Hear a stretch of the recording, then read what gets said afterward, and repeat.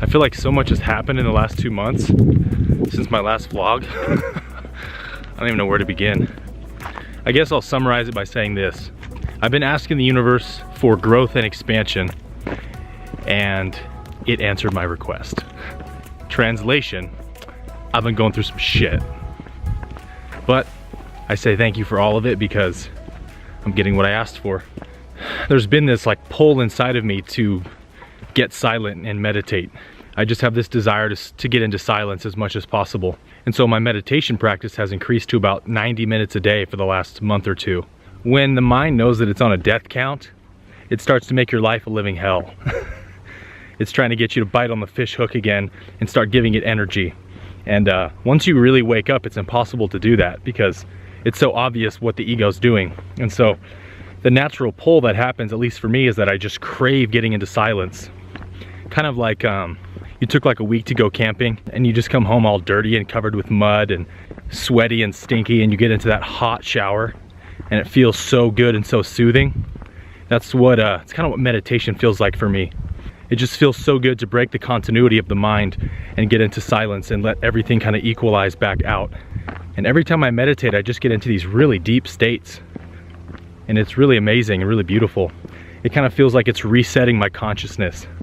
So one of the really interesting things that's been happening over the last few months is that I've noticed a really dramatic increase in the amount of love energy building inside of me. And I've always felt a lot of love and compassion since my journey kind of began, but it's really intensified over the last few months.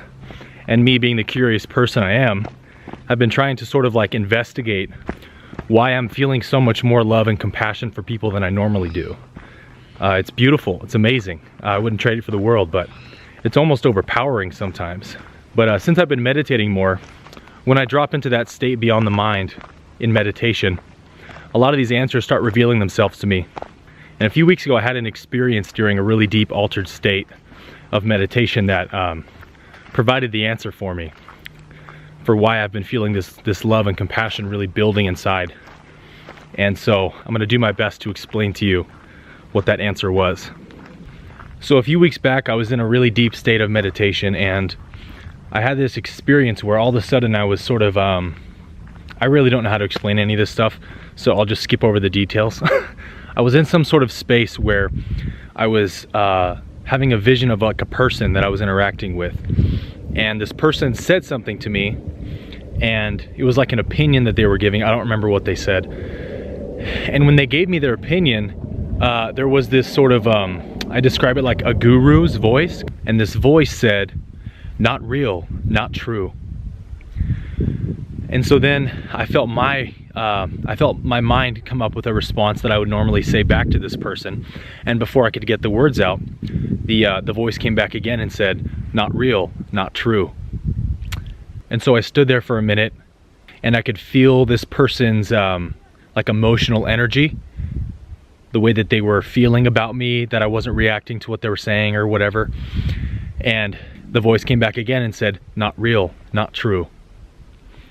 And so I finally felt the correct response to say to this person, and I said the response, and then they reacted in a certain way, and I don't even remember how they reacted, but the fourth time the voice came again and said, "Not real, not true." And when this voice spoke this to me, I knew immediately what it was saying. There was no confusion or doubt about what it meant. And what this intelligence was trying to communicate to me is that this person's opinion, their feelings, their thoughts, ultimately is coming from an incredibly limited point of view. It's based on their conditioning, it's based on their identity, based on their attachment, and it's not an opinion that's coming from the highest reality. And the mind so often wants to react to people's opinions, and it's in a rush to validate itself. And so I was able to kind of see the futility of this movement. And so a few days later, I was at work and I was having a conversation with someone, and they said something that was very obviously coming from their ego, some kind of insecurity or whatever. And immediately I heard that voice say again, "Not real, not true." And I caught myself before I reacted to their insecure comment. And I was able then in that space to see their insecurity, where that insecurity was coming from, and there was just this outpouring of compassion and love for them.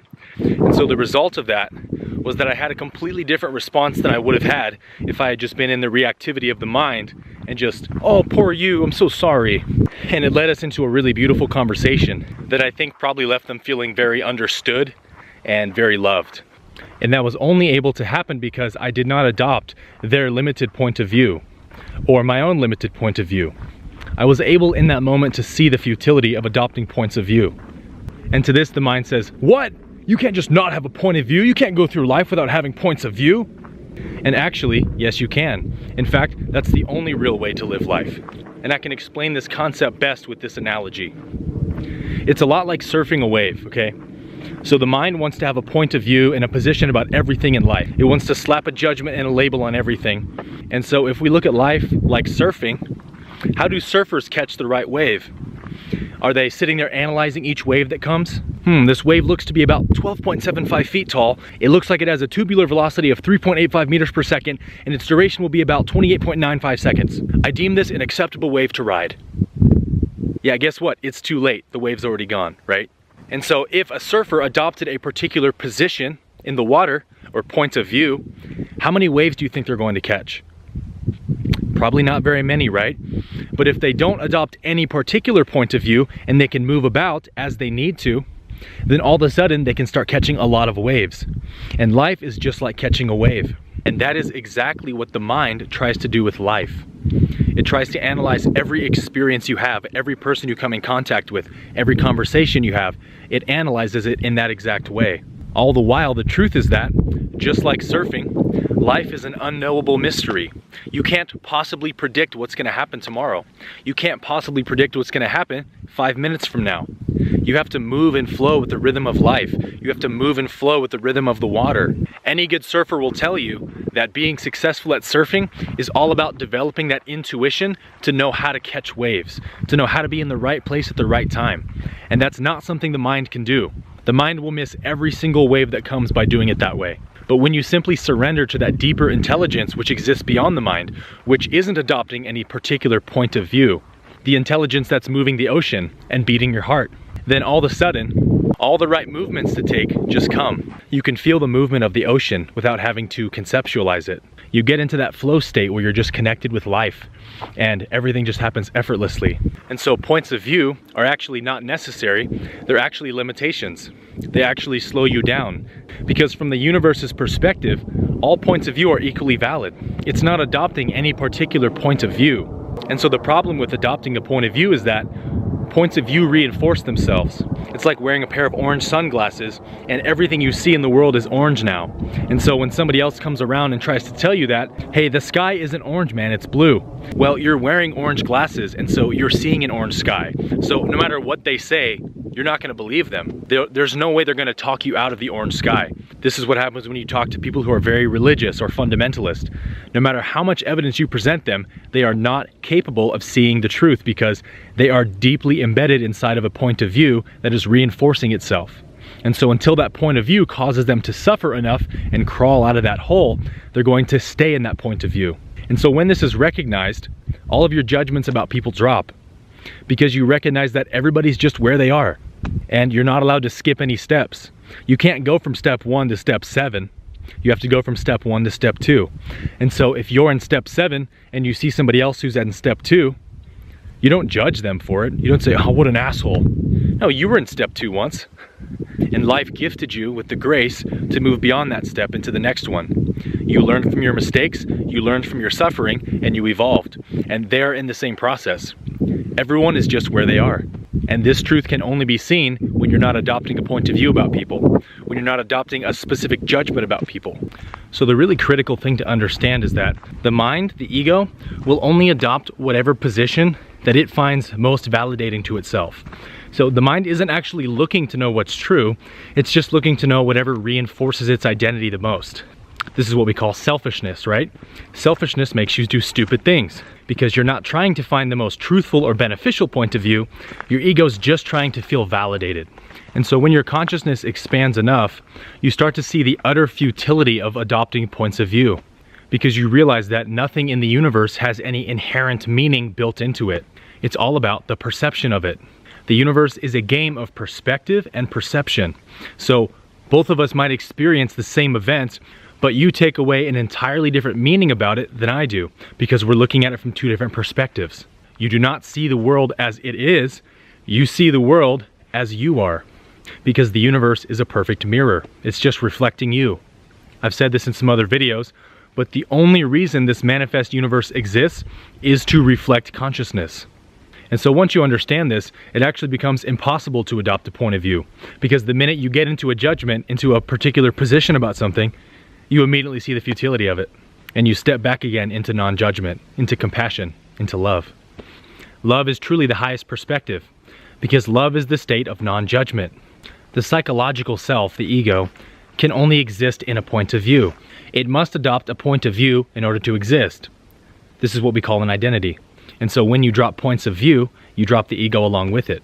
The mind can only exist in linearity, in cause and effect thinking. But the universe doesn't think this way. It doesn't reason this way, because the universe is outside of time. Try to imagine a type of intelligence which operates outside of the paradigms of cause and effect, sequence and events. This is how the universe sees things. From the highest perspective, there's only love and compassion. There's no judgment. This is why Jesus said on 4 separate occasions, I did not come to judge. My Father does not judge. I did not come to judge the world, but to save the world. My Father judges no man.